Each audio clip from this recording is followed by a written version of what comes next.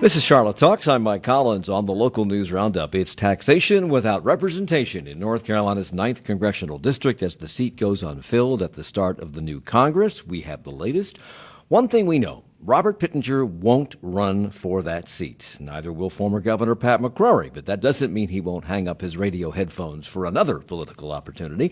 Last year, Mayor Lyles successfully persuaded voters to say yes to a $50 million affordable housing bond, but she still sees work ahead on that front in the new year. And the new year begins with 2 homicides in Charlotte on New Year's Day. Our roundtable of reporters is set to talk about those stories and others, and those reporters include Alex Olgan from WFAE News. Good morning. Good morning. Eric Spanberg is back, senior staff writer for the Charlotte Business Journal. Hello to you. Hello, Mike. Glenn Berkins is here. He's the editor and publisher of QCityMetro.com. Good morning. Good morning. And Nick Oxner joins us from WBTV News. Welcome. All the way in from Bladen County, just for you, Mike.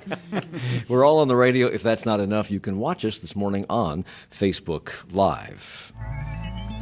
And now, the continuing saga, All My Children Have One Life to Live, as the world turns to the edge of night in North Carolina's 9th Congressional District.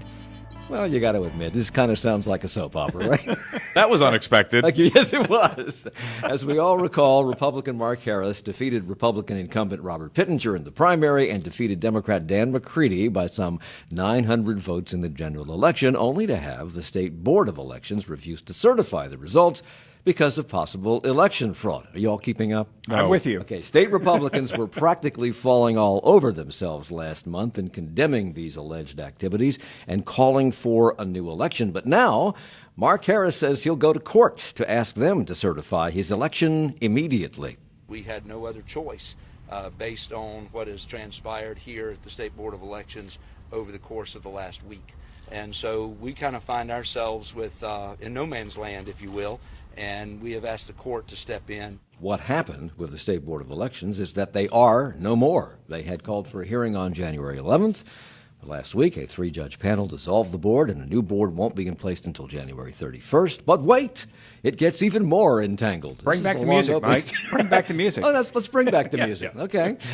Democratic Governor Roy Cooper sought to appoint a temporary bipartisan board, but Republicans have refused to appoint any members from their party to be on that board. All this, even as the probe into fraud allegations continues, and even as congressional Democrats, led by Maryland's Steny Hoyer, have said they will not seat Harris until the election is certified. Can this get any worse? Why did the 3-judge panel dissolve the old Board of Elections? If you can believe it, the scathing opinion that came down kind of unexpectedly and late Thursday night, the day before this was supposed to take effect, said essentially they were dissolving the board because the board hadn't acted as quickly as they said they would, and people deserve an answer and deserve a person in that seat. As a result of that ruling, written by Judge Caldwell, he's on the panel. It appears to have been written by Judge Caldwell. We don't know for sure. Who's the senior resident Superior Court judge in Gaston County. In issuing that ruling, we've now delayed this for an untold number of weeks. Is this an unanticipated, unintended consequence, or did he just not think this through? Or maybe he made a point. I don't know if it was the point he wanted to or not. But. So Nick, there are 1,000 strands to this, but one that struck me in the past week is the fact that you have Robin Hayes, the GOP chair, and other Republican operatives who have said, I think members of the legislature also have said, we're not going to be part of a temporary board. This would be unconstitutional in essence. But aren't we talking about a board structure that was created by the Republican-led legislature and only undone because Governor Cooper was fighting it in court? Am I tracing that correctly? Yeah, and all right, buckle in because it's going to get complicated, right? So the Cooper wanted to appoint a temporary board under the law that was in effect before the new law that was declared unconstitutional, so the law that was in place in 2016. And I think really what Republicans were challenging was Cooper, when he said he was going to announce this temporary board, said he was going to make the appointments from the current Republicans and current Democrats that were sitting on the 9-member board. And that's really what the Republicans, in fact, in the last letter that was sent this past Sunday from the GOP's attorney to the governor's office, they kind of recognized an inherent authority to appoint a temporary board, but then said, but nanny boo-boo, you can't do it unless we give you names, and we're not going to give you names. Okay, that's what I thought. Why? Why won't they give them names? I think they Don't want the board question. appointed, right? Well, yeah, I don't know that. I really can't figure out the end game here, other than they believe that the board shouldn't exist until it goes in. So the new one takes effect by law. Now, the other interesting thing is the 3-judge panel order dissolving the previous board came down at minutes before 5 or right at 5 o'clock on the 27th. That is hours after the General Assembly adjourned sine die for the year. Had they done it at 9 o'clock that morning, the General Assembly could have scrambled and changed the date on its bill that it had just overridden. The other possibility is that the Republicans believe they have a better case and chance in court than they might have with this temporary board. Well, Governor Cooper has said that the Republicans' refusal to appoint members to this temporary board, quote, could obstruct an ongoing investigation into disturbing allegations of election fraud and prevent a duly appointed constitutional board of elections from being able to hear evidence and make an informed decision. Is he right about this? Is this obstruction of something? Their refusal to provide names for Cooper to nominate, which is required by law for the governor to, the governor gets to make the appointments from people the party chooses, has absolutely delayed the process because there was supposed to be a hearing next Friday that was supposed to take place to hear the public evidentiary hearing, and so that can't take place because there's not a board, and so. And we won't have a board till January 31st now, correct? Right. But the investigation is continuing. Is that right? I mean, Yes. it may be the outcome may be delayed, but the investigation and what has been collected so far is not going to be tossed. And It's so going to the be public posturing here, or the public line, and I guess has pretty good reason, is that it's not that a board doesn't exist. It's that a 5-member board exists under the 2016 law with no members. So, if I recall correctly in reading this over the holidays, and maybe I'm wrong, so correct me if I am, because you Had too much eggnog when you read it? Yeah, a little bit. But anyway, this temporary board would have been comprised of 3 Democrats, because the governor's a Democrat, and 2 Republicans appointed by the legislature.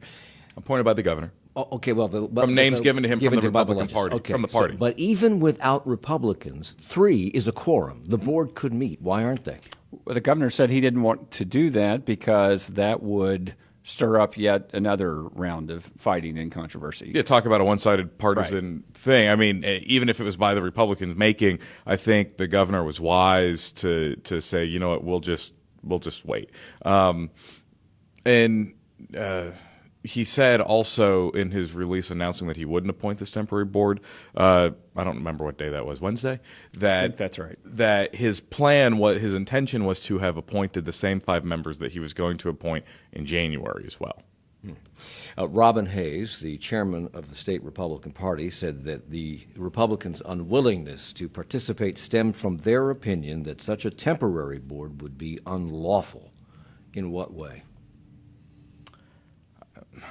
I mean, they said that, but I'm not sure. So they said a temporary board would be unlawful, but in other communication from the state GOP, they've acknowledged the governor has the authority to appoint a board from the names that they provide. So again, I think it gets back to if you're going to appoint a board and we didn't give you names, then you can't do that.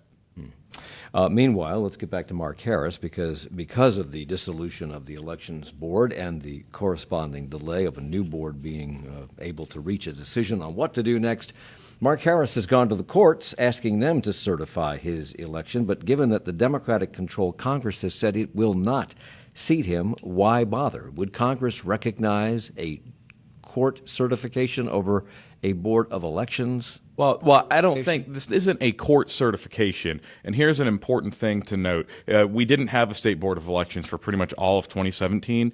And in that time, that precedent was kind of set for the Wake County courts and the Court of Appeals, I believe it was, to act in that quasi-judicial function of the state board of elections and perform the administrative tasks that the state board normally would have. And so because at some point, the staff at the state board of elections needs someone with some authority to order them to do a thing from time to time, certify elections, hear protests, what have you, or things like this. So what Mark Harris is doing is asking a judge to come in and order staff at the State Board of Elections to perform a function just as the State Board of Elections would order as well. What's the likelihood of that happening? Do you know? It is tough. So this was just filed yesterday morning. The any other interested party has until Monday the 14th to submit their briefs. I will be really interested to see how the State Board of Elections responds. I'm sure whether or not they'll ultimately have standing, I'm sure the McCready campaign will want to be heard on this and others, and so no doubt people will object and say the court can't do this. I've seen, well-reasoned people, former Supreme Court Justice Bob Orr on Twitter say, who is the court going to order to certify this? But again, I think it is instructive that we have a precedent where the state board staff had looked to the courts before. So if I'm Mark Harris, I certainly think that's what I'm going to do. So if the courts were to certify Mark Harris's election, could that certification be then overturned by the new Board of Elections, who would then come into possession of all the information that has been collected in this investigation and maybe find some malfeasance and overturn it? I don't believe. We don't know a lot of this stuff. I'm just asking questions. Well, no, let's think. Good question. Yeah, let's think through that for a second, right? Because no more than any board can overturn the certification of any other election promulgated by a previous board before it.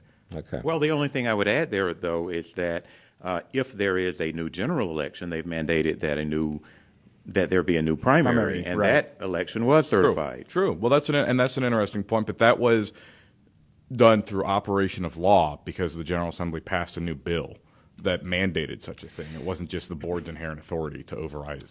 So Mark Harris's campaign issued a statement saying that the board, quote, has not disclosed any information to suggest that the votes in question in the board staff's investigation are sufficient in number to change the outcome of the 9th Congressional District election. Really? But has that's the state board said anything about this except for the fact that they haven't, but also that's not the stipulation that could lead to a new election. It's not simply the number of votes. Well, there are two different standards here. There's the substantial impact on the election, and then there's the taint. So, yes. and the without taint of fraud or impropriety basically is the standard that has continued to be referenced here. And one is the taint standard is a lower threshold to reach than the substantial impact on the election. And so the board has said essentially, and I think if they were ever to order a new election, it wouldn't be because we found 906 votes that would make Dan McCready the winner. It's because we would say, we found so much funny business going on down here. We don't know what should have actually happened. Let's do it again. So David Freeman, who is Mark Harris's attorney, has also said that Harris won the popular vote and should be certified. You can't hold up the democratic process like that, he said. Well, last month, the chairman of the party, Robin Harris, and the state executive director, Dallas Woodhouse, were falling all over themselves, calling for new elections. Is that still the case? Well, no, they went back and changed their minds after that, though. Did they really? Yes, they did. And they had said it was... Don't take a day off in this job. It was on the contingency, right, Nick? It was on the contingency that if the early voting results had been leaked, there should be another election. And then later they said, this needs to be certified. He needs to be seated. Let's go on down the road. And that came after Harris told me, quote, he didn't feel the circling of wagons around Harris like the Democrats had around McCready, is when the change in posture came.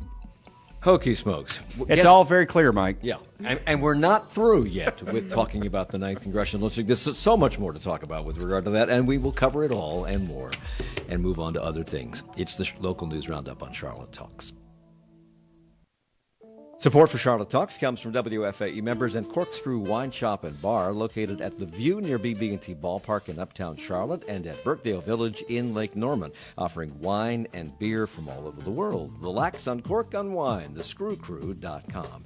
And Blumenthal Performing Arts presenting Matthew Bourne's Cinderella, a reimagined wartime romance set during the London Blitz, January 6th through 12th at Belk Theater. Tickets at 704-372-1000.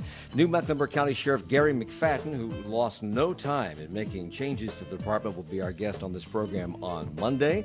As his first act, he ended participation in the federal 287G program, prompting a warning from Immigration and Customs Enforcement about that leading to a crackdown. And he also, at least for a while, has reinstituted in-person visits with detainees. What's next? We'll ask him Monday on this program at 9. No money, no wall, and still no deal. Congress convenes, welcoming a lot of newcomers. The president praises PBS and enjoys the big picture. I had a meeting at the Pentagon with lots of generals. They were like from a movie. Better looking than Tom Cruise and stronger. The Friday News Roundup next time on 1A. The roundup of the week's news continues with 1A right after Charlotte Talks at 10 here on listener-funded 90.7 WFAE. It's Charlotte Talks on listener-funded 90.7 WFAE and 90.3 WFHE. I'm Mike Collins. It's the Local News Roundup. Our roundtable of reporters has gathered once again to explain the 9th Congressional District conundrum. Most of that's being explained by Nick Oxner, who spends his vacations in Bladen County. Boy, do I know how to party. Yeah. He's with WBTV. Glenn Berkins is here with QCityMetro.com. Eric Spanberg from the Charlotte Business Journal. And Alex Olgan from WFAE News. At the center of this fraud investigation is a man we've talked about before, McCrory Dowless. That's D-O-W-L-E-S-S, not Dallas, but Dowless. He was hired by a political consulting firm working for the Harris campaign to help with voter turnout in Bladen County. We now really know he was hired by Mark Harris, but paid by that firm. Okay. Now, the former incumbent, Republican Robert Pittenger, has turned down, he did turn down an opportunity to have Mr. Dowless work for his campaign. He was not, selective. I mean, he didn't just align himself to the Republican Party. He worked for both sides. It didn't matter. He was a political prostitute. Is it unusual for people who contract with political campaigns to work with politicians on both sides of the aisle? There's increasingly more of that in North Carolina, but I think it is not unfair to say that McCrory Dowless went to work for people. One, it's definitely a fact that he worked for both parties, but two, most likely went to where his business was going to be that year in that election. So Pittenger called him a political prostitute. Is that why Pittenger decided not to hire him, or were there other reasons for his not hiring McCrory Dowless? Generally speaking, Pittenger said he met with McCrory Dowless before the 2018 election, and he decided not to hire him because he didn't feel comfortable with what he was doing. What he was doing being, generally speaking, a concentrated effort to promote and the requesting of and voting through absentee ballots. Pittenger's been pretty quiet about all of this, except until this week. Well, yeah, until this week, and when media outlets have gone to him, including WFAE, the margin of victory for Mark Harris over Pittenger in the primary, I think, was 828 votes. Unofficially, Mark Harris allegedly beat Democrat Dan McCready by about 905 votes, a very similar vote total. Still, Pittenger told WFAE's Lisa Wharf he didn't feel the need to go public with his concerns about McCrory Dowless. Nobody likes a whiny sore loser and starts blaming somebody else, and that's usually the perception out there when you start claiming fraud. So the best thing to do is get the right folks who have the authority to make that determination, and I'm glad they finally started looking into it. I think this has been going on for probably a decade out there. Yes, it's been going on for a long time. It's never been prosecuted. Prosecutors have been alerted to it. I'm going to come back to the question I've asked 5 times before. Why? And that kind of shoots a hole in what Pittenger just said. I respect him in terms of what he said about the sore loser, but the fact is, this had been known a long time.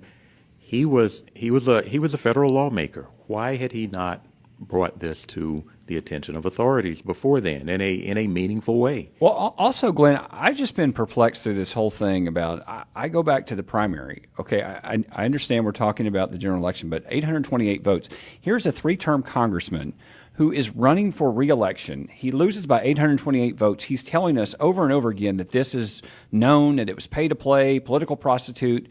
And he just kind of shrugs his shoulders. And then on top of that, you have Robin Hayes and Dallas Woodhouse and others in the party who I can only surmise ignored whatever it was that Robert Pittenger said to them after the primary, or they just didn't take it seriously. Or didn't take it seriously. I mean, it's so much more than just the general election that needs to be excavated here. Yes. Here's the other thing. We know...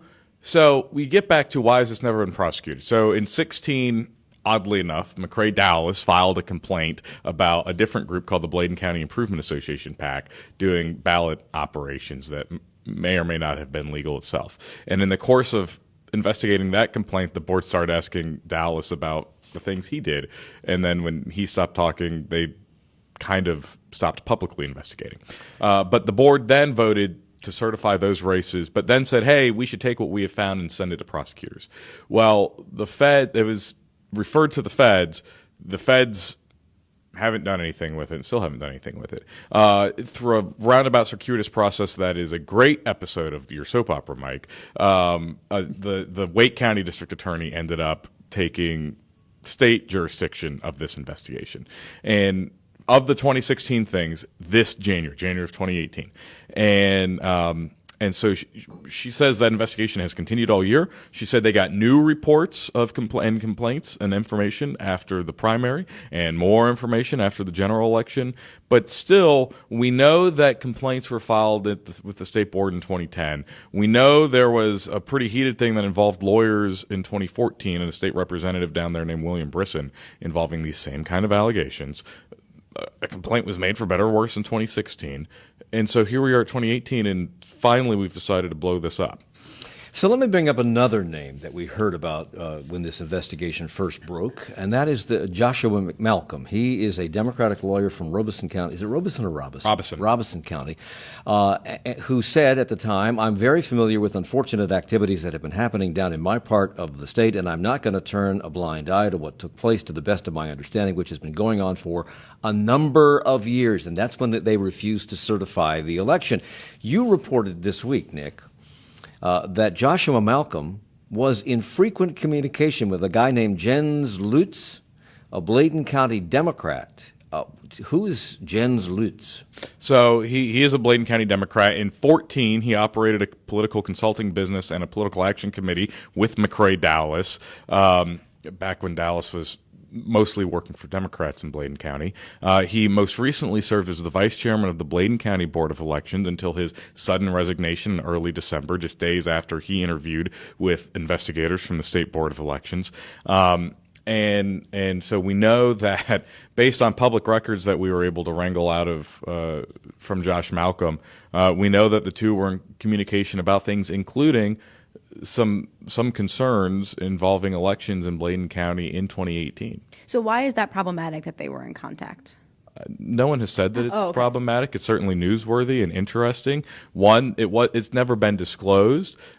Two, and I think more importantly, we don't know what they were talking about. We have some indication from their text messages that generally speaking the topics, but we don't know what was said. Well, is this why Joshua Malcolm said he knows about unfortunate activities because of his conversations with Jens Lutz, who used to work with McCrory Dallas?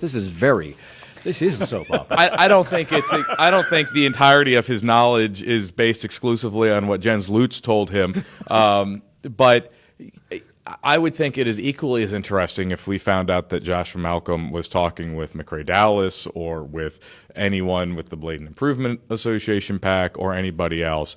But I think there are questions in my mind, and I'm not a lawyer or an ethicist, but there are questions in my mind about whether or not that should have been disclosed, the fact that he'd had these conversations before he made the motion to not certify a seat for U.S. Congress. They were not disclosed. And we know that at the start of each state board meeting, they ask, does any member here have any conflict of interest? Any appearance of a conflict of interest? If so, declare it now, and let's talk about it. Malcolm didn't make such a declaration. When he made the original motion that led to the 9th District not being certified, he just gave this general vague, I'm aware of activity, unfortunate events. He didn't say, I've been talking to people, including county board members. Now, the state board says, of course he was talking to Jens Lutz. It's not unusual for the state board to talk to county boards. But a couple things. One, it took us weeks to get Malcolm to produce the records he did, and then they kept providing more.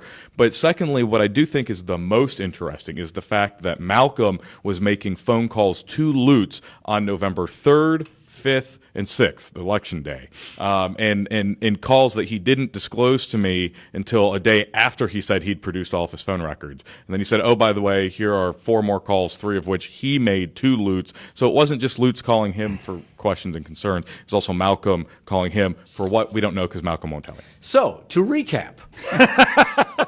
By the the way, Mike, this should all be tidied up by November. So Okay. Well, actually, we don't know when it's going to. Well, no, but I'm just guessing. This could go till November. It could go till November. Yeah. And the most important thing from this entire conversation, Mike, is that by the time we are settled with this election, you personally will miss HB2.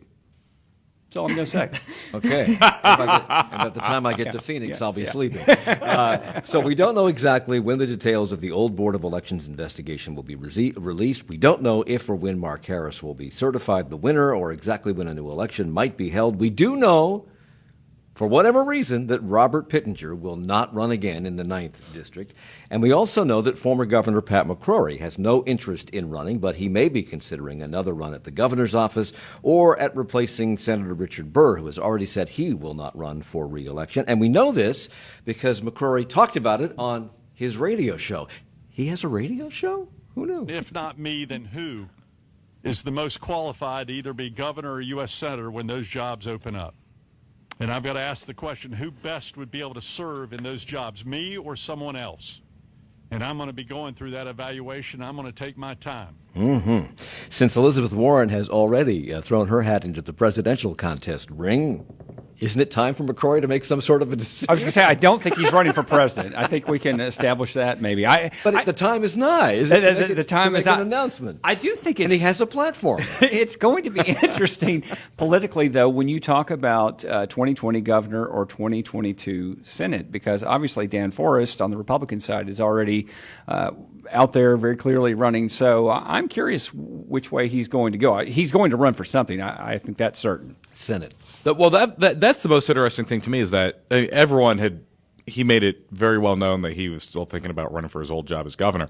I think the inclusion of, maybe I'll think about the Senate is an interesting development. Yes. Okay. In November, Democrats filed a suit in Wake County Superior Court challenging the way the state's or the state legislative districts have been drawn, arguing that they excessively favor Republicans to the point of violating the state constitution. Meanwhile, Republicans sought to move the suit to federal court. But on Wednesday, a federal judge said, no, the case has to stay in state court. Why the ruling, and why did Republicans want to move it? Well, one of the interesting things was that the judge said she will explain her reasoning later. So as far as I know, we don't have the reason yet. But I think the Republican suspicion, right, is that the Democrats want it to be handled by the state because the state Supreme Court is 5-2 in favor of registered Democrats. So, I think that's a pretty clear partisan battle, and that's why the two sides have taken the sides they've taken. Wow. Yep. So the Civil War is underway. We just haven't recognized it officially. Something to that effect. Okay, let's move to local stuff. Last November, well, not that the 9th District isn't local, mind you, but last November, Charlotte voters said yes to a $50 million bond for affordable housing, a victory for Mayor Lyles, who advocated and pushed very hard for it. She says that money and the additional bonds floated for workforce development were just the beginning. The real work begins this year. I expect in early 2019 that we will actually have a metric that you'll be able to hold us accountable for when we start talking about what types of housing can we build and where we will locate. So how will that metric be developed and by what entity? Well, that's going to come from the city staff and the city council. They're going to have to figure out how they're going to judge the success of this. And one of the things that's interesting about this, Mike, is so you're talking about $50 million, which is tripling the housing bonds. And then you're talking about a matching $50 million from the private community that's been, I think, 20% raised, something like that.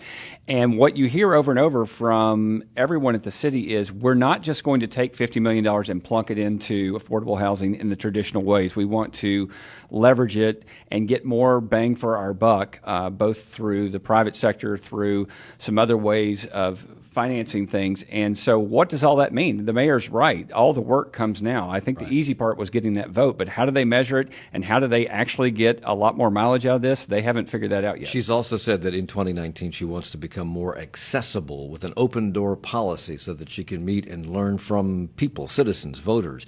The mayor's pretty busy as it is. Did she say how she might achieve that? I don't think the mayor said that, although I guess you could invite people in when she visits with you. What is it? How many Thursdays a month? Next Thursday, yeah. she will be so, here with us. Yes. So maybe we could have a little a town hall party or something. No, I don't know how they're going. She's We'll going just to do throw that. open. We'll throw open the studio That's right. doors. Everybody, bring your own cocktails. But she'll be here next Thursday. Well, I'll ask her these questions. That's what this program needs, cocktail hour. Yeah.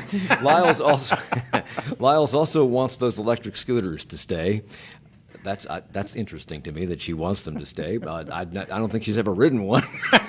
But the city council is planning to vote this month to set new regulations for them. Now, I thought the city was waiting on the state to decide how we should treat scooters because they don't want to be they don't want to implement regulations only to have them overturned by the state. Mike, what did you say earlier though? You can't take a day off. See, that's why the change in approach. Why not? What an answer that is. Why not? 3 on your side says, why not? Isn't that how most things seem to be made in North Carolina Yes. these days? I think that this is, I think Nick is probably right. Why not? And I also think it's getting so much attention. They feel compelled to do something. And it looks like the Roadrunner, Wile E. Coyote situation, because as soon as they put something together and approve it, the legislature will. Well, And the state has not done anything to right. to implement I it. would point to the length of time. Maybe they thought they would be taken up in the short session by the General Assembly. It was not. I would think that this is an issue for the long session, which is in the odd number of years that we're going into, when the General Assembly takes up kind of more weighty, Scooter regulation is an urban issue, and the General Assembly Rural. Yeah. or rural. And- Exactly. I mean, you wonder too, just because there are regulations on the books, are they going to be enforced, and are people going to follow them or care if the penalties aren't high enough? Right. The big thing here is what they will charge the scooter companies, because that was something that they weren't being charged, and now it sounds like the city is much more interested in having a little revenue from the scooter companies. Okay. Maybe this could build the new football stadium. We have any idea what these rules might look like? These regulations might look like? Bird Scooter Stadium. Yes, I like it. Has anybody on city council said anything about how they see these rules being written? I have not heard any clear consensus. I think the council members are in various places. I think Braxton Winston, I think, has been a little bit leery of over-regulating the scooters. Then you've had others who have said, this is a very dangerous situation. So that's a long way of saying I don't think we know. Okay, the federal government shutdown continues. It doesn't really involve many people in Charlotte, although it does involve some. I think 800,000 or so federal workers have been furloughed, and both sides in this conflict are completely at loggerheads. And it's all over, as we all know, the president's border wall, the one he promised Mexico would pay for. And South Carolina Senator Lindsey Graham, one of the president's biggest supporters, says Trump should stick to his guns in the fight over funding for the wall, or it would be the end of his presidency. He also told Sean Hannity on Fox News that, quote, the president is going to challenge the Democrats to compromise, and if they continue to say no, they are going to pay the price with the American people. Has Senator Graham seen the videotape of the president with Schumer and Pelosi in the Oval Office saying, "I'll take the blame"? That never happened. This is a totally new political environment. The president just isn't held accountable for what he said. Clearly. Hold that thought. We'll come back with more. We have to take a break. It's Charlotte Talks on WFAE. Support for Charlotte Talks comes from WFAE members and the law firm of Horak Talley, with more than 185 years of combined experience in family law, whose goal is representing and protecting clients in separation and divorce. Details at horaktalley.com. And Gardner-Webb University, announcing their new 10-month online Master's in Business Administration degree, now accepting applications at gardner-webb.edu/MBA10. Well, the roundup of this week's news continues in 20 minutes with a look at the nation's biggest stories, including the government shutdown with no end in sight and a standoff about the border wall, a new Congress sworn in yesterday, the 2020 presidential race kicking off into high gear, at least medium, well, maybe low gear, with Elizabeth Warren announcing her candidacy. We have a ways to go on that. Those stories and more beginning at 10 with Joshua Johnson and his panel of journalists during the Weekly News Roundup National Hour in 20 minutes on WFAE. We're coming right back. 2 weeks into the government shutdown, private businesses pick up the tab to keep parts of Yellowstone National Park open. It should be open, and services should be there because it is the people's park. They won't get their money back. There is no reimbursement from the government after the shutdown ends. The funds that we pay operate for those days. The shutdown and national parks this afternoon on All Things Considered from NPR News. All Things Considered from 4 to 6:30 on 90.7 WFAE, Charlotte's NPR news source. It's the Local News Roundup on Charlotte Talks on WFAE and WFHE. I'm Mike Collins. We're here with Alex Olgan from WFAE News, Eric Spanberg from the Charlotte Business Journal, Nick Oxner, WBTV News, and Glenn Berkins, QCityMetro.com, where he's the editor and the publisher. We were talking about the government shutdown and Lindsey Graham's comments that the Democrats would pay for this pay the price for this if they don't move their stance on the president's wall. Let's get back to Schumer and Pelosi in the Oval Office with the president when he said, "I will take the blame." What happened to that? Where did that go? It doesn't matter what he says yesterday or last week or last what happened hour. To Mexico he just changes his will pay for mind. The wall? I don't think they wanted to, although he seems to have a cordial relationship with the new Mexican president. But I think Graham had an audience of one when he went on the president's favorite news channel to talk directly to the president and seemingly encourage him to stick to his guns. So Lindsey Graham went on Sean Hannity and said, if the Democrats don't move on this, they will pay the price. But polls show that most Americans don't favor the wall. Is he hallucinating, or once again, is he simply talking directly to the president? Yeah. Well, he's talking directly to the president, and the president's talking to his base. I mean, I think, I don't think any of this is unknown to them. I think this is a clear political strategy. But I can't imagine why the Republican leadership would want to prolong the government shutdown over this. This is, in my opinion, this is a no-win situation for the Republicans far more than the Democrats. Plus, I mean, we're talking about, we're far away from Washington. I grew up there. It's a government town. That's what it's all about. And that's a lot of people being out of work just in one city. And it begins to snowball very quickly when you can't pay your bills. I mean, there was just it affects all different facets. And tourism is down because you can't go anywhere. Right, museums. Museums are closing. And IRS, number of agencies. They can close. And we heard that, the Indian Health Service doesn't have money, so people on reservations are going to have trouble getting health care soon. It's interesting. This seems like one of the government shutdowns that will resonate with the public. We had two others last year that really kind of went by with a blip. But this one, I think, is, 13, 14 days in. I think this is going to go long 16. enough. 16, I'm sorry. I can't. I think currently, today is the third longest, according to the chart in the Axios newsletter I saw this morning. I don't recall the government. I'm old. I don't recall the government shutting down when I was a kid, ever.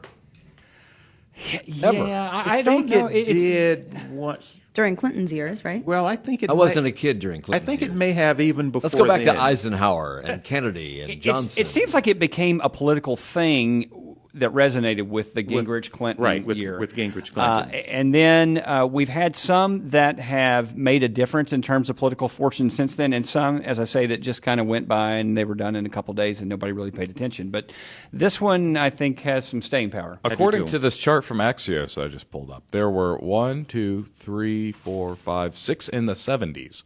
So Right, really? There. But not nearly as long. Was there one in the 40s? No, really. During the war, I doubt it seriously.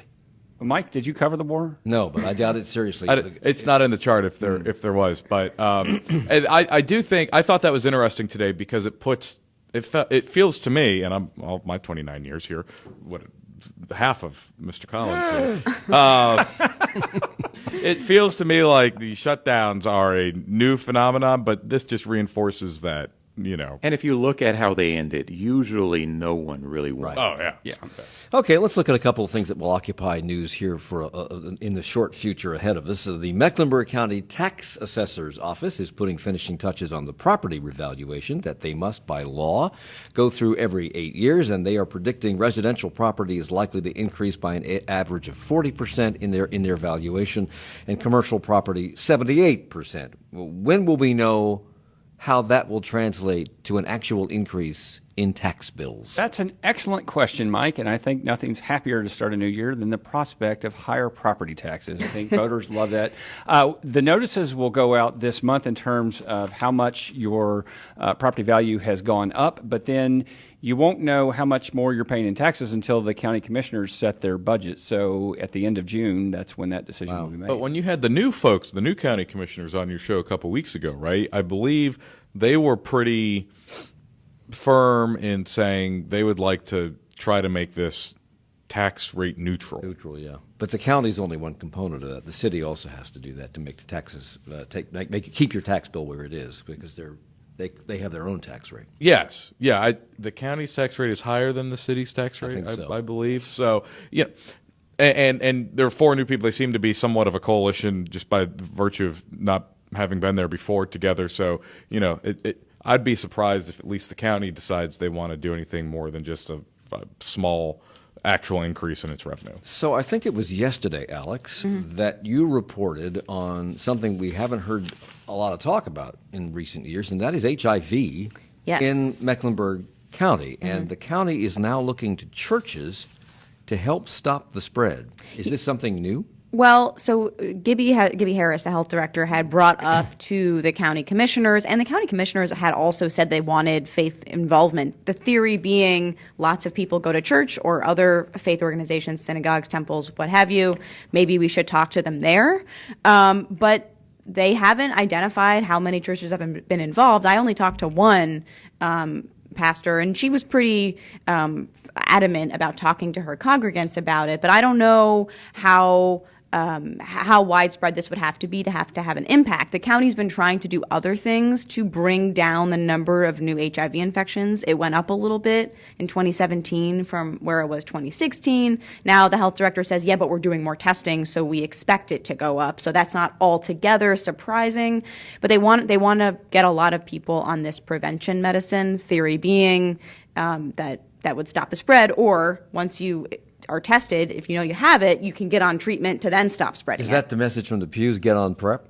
That is, so the pastor I talked to said she has not yet said that from the pulpit, but she has talked to, she says, youth groups about, safe sex and other things ways you could transmit HIV. And she sort of gave this message of acceptance, like, look, we know that it's a problem. If you want to talk to me about it, I can help you get treatment. She also got tested in front of her congregation, which I thought was kind of interesting. Back in the 80s, it was HIV was an epidemic, and it was spreading like wildfire until they came up with drugs and people changed their behaviors, et cetera. Is it still a problem in Mecklenburg County? Are we having lots of new cases? Well, we have the highest in the state. We have the highest rate in the state. Glenn, did you? And it's happening in certain populations of the county more so than others. What I was going to say is that Mecklenburg County has developed a pretty good track record of working with the faith community to address health concerns. There's a program called Village Heartbeat that seeks to reduce the rate of heart disease, diabetes, other chronic diseases in the African American and the Latino community. And they've signed up dozens of churches across the county. And they're starting to see some real impact, so it's not surprising that they would try to involve the faith community in other efforts of health care. Okay. Something else in the future that we'll be talking about, I'm sure, the Charlotte Regional Business Alliance. That's a new organization that's about to come into being as the 2 other organizations will merge and disappear, the Charlotte Chamber and the Charlotte Regional Partnership, and along with them disappearing, their 2 leaders, Ronnie Bryant and Bob Morgan. Bob Morgan withdrew his name over the holidays to head the new organization. He took his name out of the running. Ronnie Bryant had already decided to retire.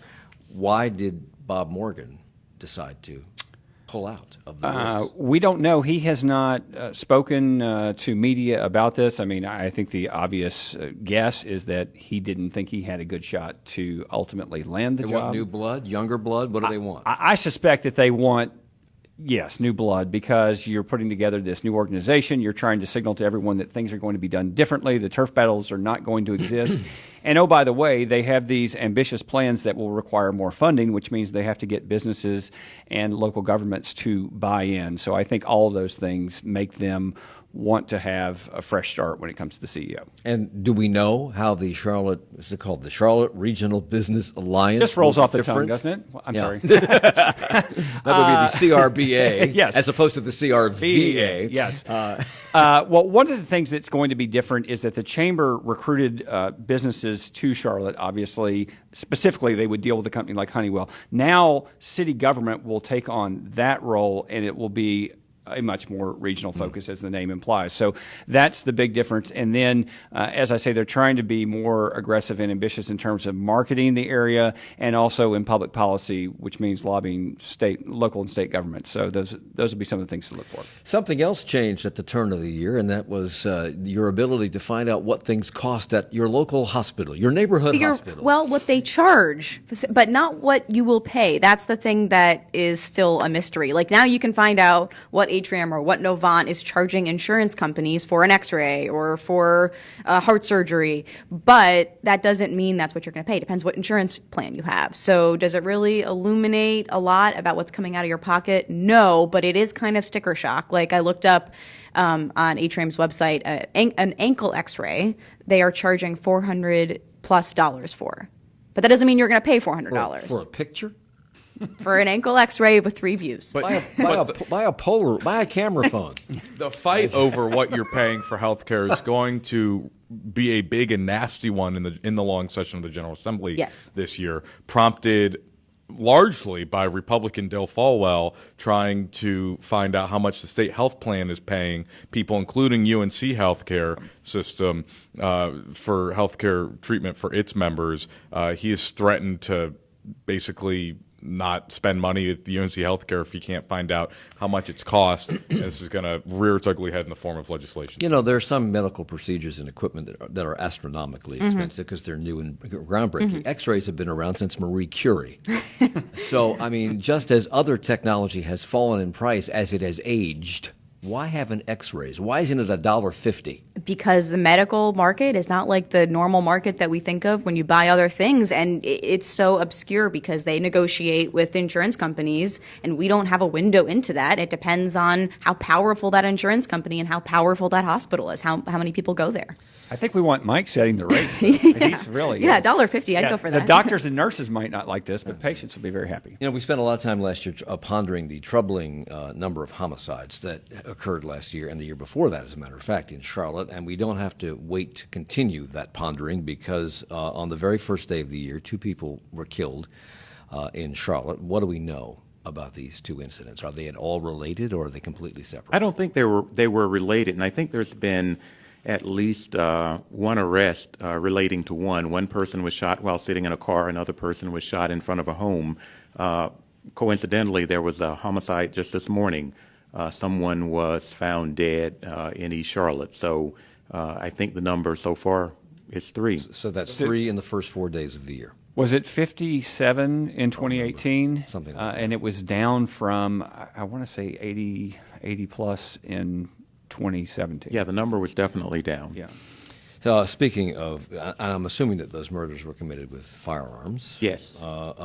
Speaking of firearms, a lot of people may have forgotten this, but a while back, former Trump campaign worker Vincent Bordini sued the North Carolina campaign director, Earl Phillip, for assault with a 45 caliber handgun.